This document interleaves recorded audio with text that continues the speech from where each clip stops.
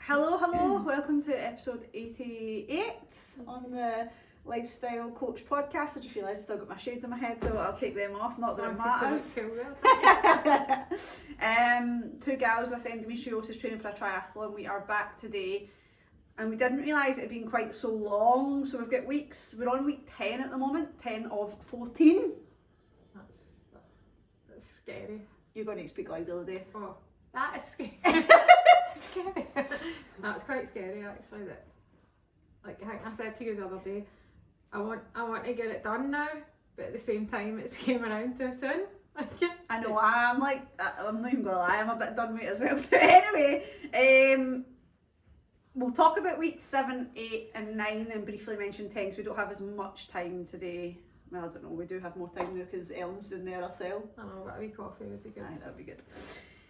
So, just to give you a recap, we finished up on week 6 and we were going to Amsterdam that weekend, so we weren't quite sure how our training would go, but I'll let you talk about your training first because I think you smashed your training that week. Yeah, I actually squeezed. That's my belly. I thought it was legs. Like, she's loudly downstairs. My belly is you're rumbling. Oh my god. Okay, I need to have some food. Anyway. Yeah, the week we were going to Amsterdam, so what did we say that was, week 6? 7. Yeah, I squeezed all my training in before we went, except for the run, because I knew that we'd be running when we were there. So that was a good week. I was on fire that week actually. I was a bit sore that weekend wise, but not, like that was supposed to be my good week. Remember when I went to Amsterdam and I was like that? No, I'm still sore. I'm still sore. That's my good week, I'm still sore. But I got it done because I knew it was going to be and I wanted to just, I think I ate well until we went to Amsterdam. See, yeah. I don't think we really went off. No, we didn't go off. I mean, we had a kebab, right? That was the worst thing we ate, I think. So lots of chicken in that. Aye, because we cooked from home, we didn't cook, I mean we went for like steak and stuff and we had prawns and I don't really eat, this is the thing though, I don't really eat really poor. Like occasionally like that I'll want a takeaway or whatever, but like I had a Chinese last weekend, but I'd say my carbs were probably better in Amsterdam. You struggle to get your carbs in though. I'm actually struggling to think back to what actually happened that week apart from Amsterdam, because obviously it was like the lead up to my 40 and see at the time I didn't really think it was like, I always do stuff for my birthday so I didn't really feel like it was that big a deal, but now looking back I'm like, I was in a pure come down after it. I didn't even take any gear. I don't take gear these days guys, that was back in the day. Anyway, so I don't think I managed all my training that week. It's all on my phone and I'm using my phone to record this, but I think you were fitting in clients and stuff as well. I was trying, so that's the thing about being self-employed, like the week before I take any time off is always crammed with appointments, try to schedule stuff in, try to make sure all the admin's done, try to make sure if MD needs it and that they're sorted. And then when I come back I'm always kind of run off my feet as well. That's the cons of taking time off when you're self-employed. But I think the only thing I actually missed was one run and my swimming. I managed 15k in total that week over my runs, my cycling and my swimming, but I always prioritise my lifting, so I never miss lifting. Even though we're training for a triathlon, if I was to miss something in the week, it'll be the triathlon training and not the weightlifting. Weightlifting is so important to me. It's so important to many women, but a lot of women, if they're training for like something like a triathlon or a run, they would skip the weight training and do that, but you're actually better to stay stronger, and actually weight training can help you, it assists you to do events like that. So for me at that point, I didn't go into the pool for 2 weeks. It wasn't intentional though, and we went and did the park run in Amsterdam. It was fun. That was great fun. Julie's first park run. My first official park run, I know. I wish I knew how to insert videos here and I'd insert that wee video. I'll do a wee replay. That was my first official park run, but also the first time that I felt sick running. Oh, was that the first time? Yeah, I've never felt that queasy.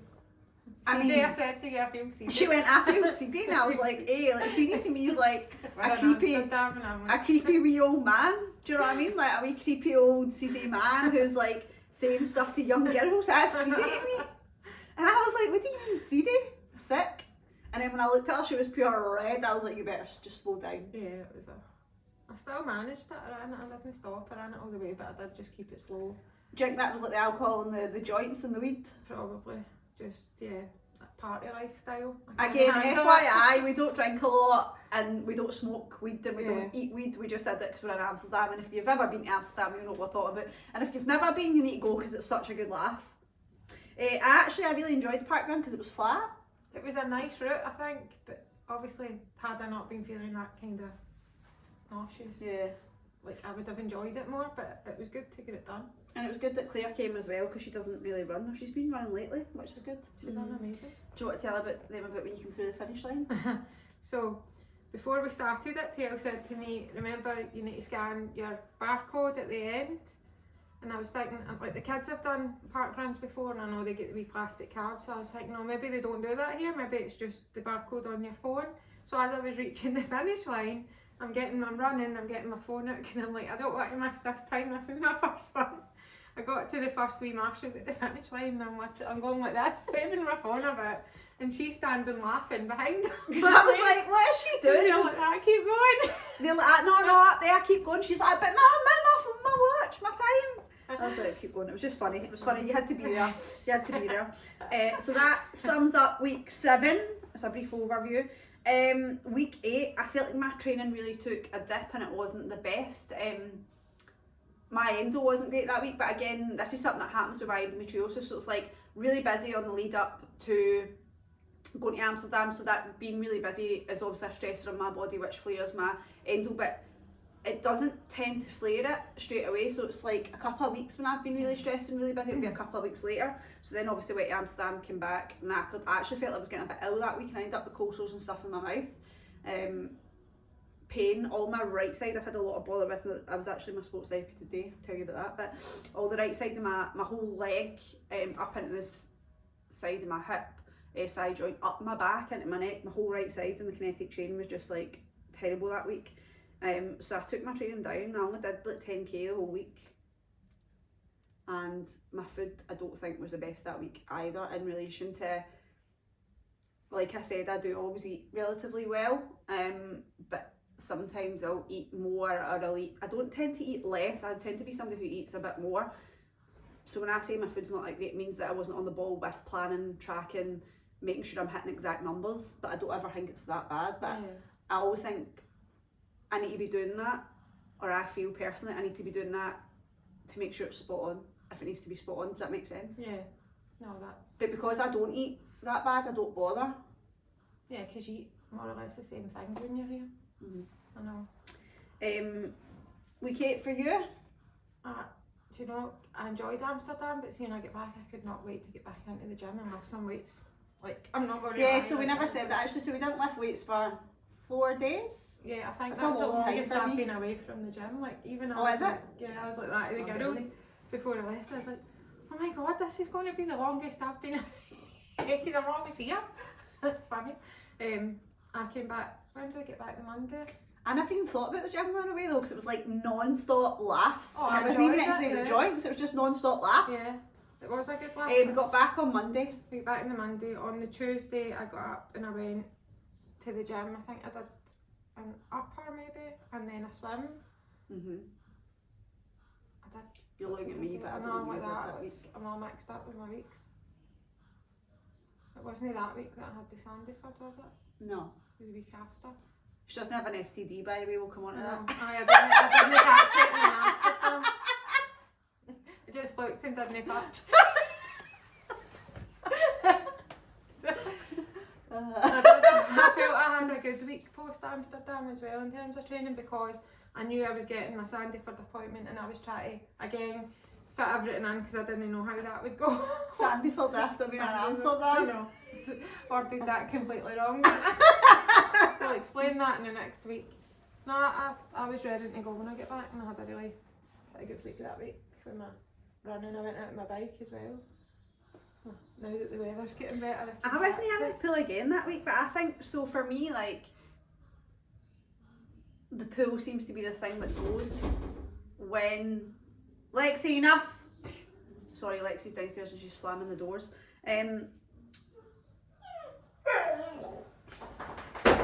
The pool seems to be the thing that goes because it takes up so much time. So even if I've just got a 20-minute swim, it's a good, like I'm say 20 minutes to get there, 20 minutes to go, that's 40 minutes, then your 20-minute swim, that's an hour, but then the 10 minutes to get changed beforehand, the shower afterwards, it's a good hour and a half just for a 20-minute swim. At least. Hair, drying it, it's just that's a bit of a faff. You need to have, it needs to be done on a day where you've got lots of time. So I think that's why I didn't. Right, let's chat about week 9. I'll let JL go first because she had a Sandyford appointment after Amsterdam. And yeah, it wasn't for an STI. I'd been trying to get in touch with Sandyford for ages to get the coil fitted to see if it would help with my endo symptoms. Eventually the doctor sent a referral in and they actually phoned me when I was in Amsterdam to give me an appointment, so that was the Wednesday.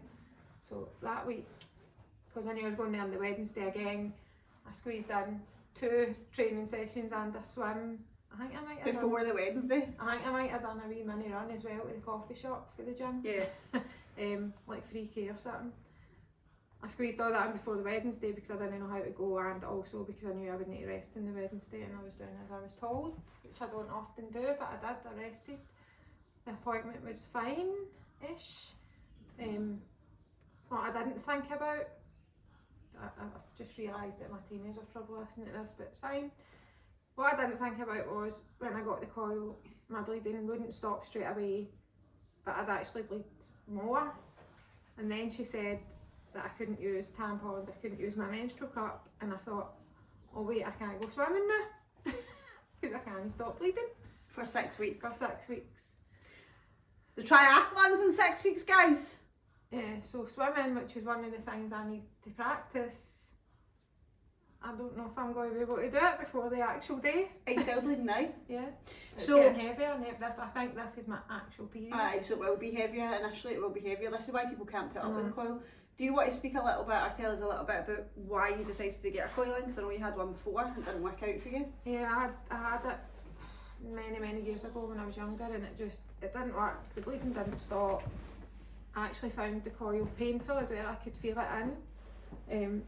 It actually was similar to the endo symptoms, you know, that kind of barbed wire, as if something's kind of jagging you. I don't think it was in right, to be honest I with you. felt It it sounds like it probably all the time, wasn't supposed to be, it wasn't in right. It was like that for however many years till they took it out, because I persevered with it, because I was like... Because they can put it in, so even when I got my last one in, she says, oh, I don't know if that's a wee bit low, so she got somebody to check it, and then she was like, no, I think it's fine, but if you have any problems, come back. But I think mine is put in under, like, I go to the hospital and get mine put in and stuff because I've not had kids, and I think because you have, somebody's probably just put it in, like your random doctor or whatever. Yeah, back in the day. I'm laughing at that, like when you're like, you do it in the hospital, you get yours.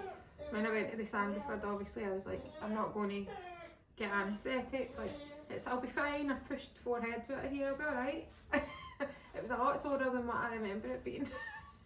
And then I had to sit because she said that the colour drained from my face, and I did feel a bit lightheaded. Are you not going to tell them that you pooped? I'm like that, what have I missed? Sorry, I like to wind it up. She did not poop when she was getting a coil put in. She always talks about poo. I might have pooped when I was having my kids, but I wouldn't have known that. Where were we? Yeah, so it was quite sore, I think, getting it in. I had the anaesthetic, but I still felt, so when Julie described to me what she felt, the pain and stuff going down her legs, I did have that, but obviously not the same degree probably because I had the anaesthetic. Yeah, round my hips, down my legs. It's like nerve pain, yeah, but quite extreme nerve pain.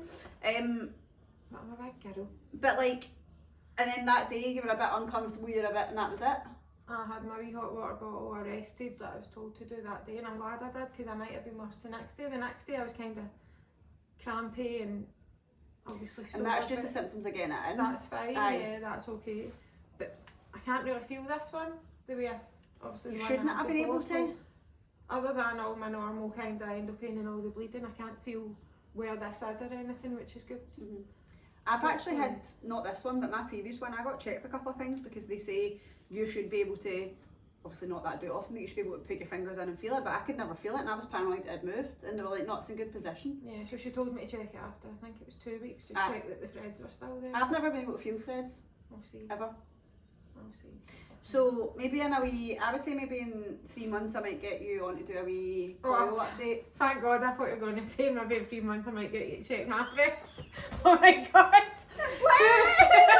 Too much. Check, please. I'll open my flats. I love that I'm just authentic, I don't give a shit. You either love me or you don't like me, it's fine by me. Podcast, you lying in the massage table, you like that? No, I'm just thinking getting you doing one because I obviously did one on the coil because I feel there's too many. I just feel there's too many negative stories out there on it, and I'm not saying that you're going to have a positive experience, but it's like, let's just be real. Let's talk about how it goes. Do you know what I mean? For me, it was just worth trying it again because my symptoms have been getting worse, and obviously I'm on that long NHS surgical waiting list. So anything's worth a try at this point. I know. So, how are you feeling now? Obviously, because It's a week, it's over a week now. Yeah, it'll be 2 weeks and what day are we on? Thursday. Oh, yeah, it's over a week. Obviously I've got my proper period now and the pain the past few days hasn't been great. The period flu wasn't as bad this month. No, it wasn't. A wee bit for a And day you've or just two. had it in. Yeah. So that's interesting, isn't it? Yeah. But we'll see, I'll keep track of that over the next 6 months and we'll see how it goes. I know. Week 9 for me, training wise, was really good. I brought my distance up to 28k, which is what I was at prior to week 5, I think. I brought it right up to 28k, so it was the same. Food wise, really good as well. I've actually, which I've not spoke about very often, had myself in a slight calorie deficit when I've been doing this, and when I say slight, I'm talking like 200 to 300 calories, because I still have quite a bit of body fat that would shift for summer. But some days I've been having to eat more, like, so if my training volume's high, I do eat more. It's not like I'm in my cell consistently. What I don't want to do is, when you're in a performance phase, quite often you can gain because you need to consume so many calories. So I've managed to keep myself in a slight calorie deficit and I feel fine from it. If there's days where I feel hungry, I just eat more. And if I ever feel like it's detrimenting my performance, I would take it away. I don't feel like our distances are that great that I need to be in this huge surplus. Like, so when I was training for like the marathon and stuff, I was eating like roughly 3,000 calories a day whenever I was doing long runs, because I would be out for 3-4 hours running. But most of my training sessions are still only like an hour and a half. Yeah. Plus you know your body well enough to know when you need the extra. As I'm saying that as my belly's rumbling, but it's just because I've not had lunch. Yeah. So like, I'll eat more in the lead up to that day because I'll have more carbohydrates, but again in that day I still aim to be finished in under 90 minutes, so it's not like it's a 6-hour event where we need loads of carbs. But yeah, no, I've been feeling good. My sleep hasn't been the best for a couple of weeks is what I would say, but I've came back out my amber HRV and I am in green, which means that I'm recovering well and my training load is good as well, so I'm feeling good with how things are going. And we're in the kind of middle of week 10 at the moment. I'm already like 12.5k in, and I plan on being at least 30 by the weekend. That's good. Good going. Not bad one. In terms of 8k? Well, let's chat. That's fine. Let's chat about how the rest of your training's been since you got coil in. So I got it on the Wednesday. I took a rest on the Wednesday. The Thursday, I don't think I trained on the Thursday, but then I trained Friday, Saturday, Sunday, Monday, Tuesday. I also just want to say that I don't condone people who train every single day. Like, I don't ask my clients to train every single day. However, when I say that, what I mean is you wouldn't weight train every single day, but you could train every day if you're doing different things. Yeah. So maybe speak a little bit about So just obviously for me as well, it's about planning it into my week. So if I've got a busy week and I know I'm going to have a couple of days where I can't fit the training in, I'll kind of cram it in. So Friday we did upper, Saturday I did the park run, Sunday I did upper because Sam likes to do upper with me on a Sunday as well. So I did another upper on a Sunday. Monday I did lower. Yeah. It was Tuesday around. Yeah, lower on Monday. Then Tuesday I was going to pick up a new car and I thought I'll just run, and that gets that kind of out the way together. Because I was either going to walk anyway, so I thought I might as well run. I was planning on it only being a kind of 5k, but the car got delayed, and I thought, he was phoning me when I was nearly there. Raging. I know, I was like that. What do you mean? I told you I was running here and I'm nearly there. So I ended up going through Pollock Park and adding on just an extra 3 and a bit k. Yeah. And then stopped and walked. So that's fine what Julie's done, because it's been like a different training component each day basically, or a different body part. The reason you wouldn't do the same thing every day is because that's where injury would happen and you wouldn't recover from it as well. Yeah, as much as I love weight training, I wouldn't have been able to do that for 5 days straight. I'd have been absolutely done in, and I needed my rest day yesterday. The thing that people don't understand is like, results don't come when you train, results come when you rest. So let's say you train, weight trained every day and you did full body sessions every day, your body would never recover, so you just end up injured. Yeah. You don't get any results and you don't get anywhere. Like, I'm actually got a post coming out on this, I've kind of been putting it together. It's like, I was at an event a couple of weeks ago and a lot of the women that were there were telling me they were doing like 8 and 10 classes a week and they weren't seeing the results, and I'm like, wow, like, I forget that still happens because I'm not in that world anymore. Because like, and then I realise maybe I'm in too small a bubble now, because I come from a background of teaching classes and stuff, but I still would never have expected people, like I would never have had people coming to my 25 classes a week, for example. Like I would have said do these 4 because that's what's going to benefit your results, make sure you have a rest day here, blah blah blah. Whereas people that work in leisure centres and stuff don't care because they're getting paid off of the leisure centre. So if you want to go to 25 of their classes a week, you can, but you'll not see any results. That was a big rant, but no, I was just actually made me think to back when I was younger and I worked in the uni and I would go to the gym every day at lunchtime and do a class or whatever, so it'd be 5 days in a row. And again, if you were doing like, they do the total body and stuff, so if you did total body Monday, Wednesday, Friday, that would be great, but a lot of people used to come in and do it every day. High-low aerobics and all the different kind of cardio type classes. I know you wouldn't even think about it. Anyway, we'll come back to the training. So we basically have 4 weeks left, right? And we've basically got 2 weeks to ramp the volume right up over the next 2 weeks, and then we're going to be tapering for 2 weeks. So we will hopefully do another podcast in 2 weeks, and we just try and fit these in whenever we've got time. We don't really plan it until the last minute, which is why it's been so long in between. But we'll try and get one at the end of kind of week 12, so that we can tell you all about how the last 2 weeks of training have been, and our food and stuff, and then we'll speak to you about our taper week and what we're going to have in that, and then we'll do one after the event. That was so scary, like thinking it's just 2 more podcasts. Do you know what I wanted to say though? My swimming's got worse. It's so bad. That was my whole point in saying that I hadn't been in the pool. Like, my swimming has got so bad.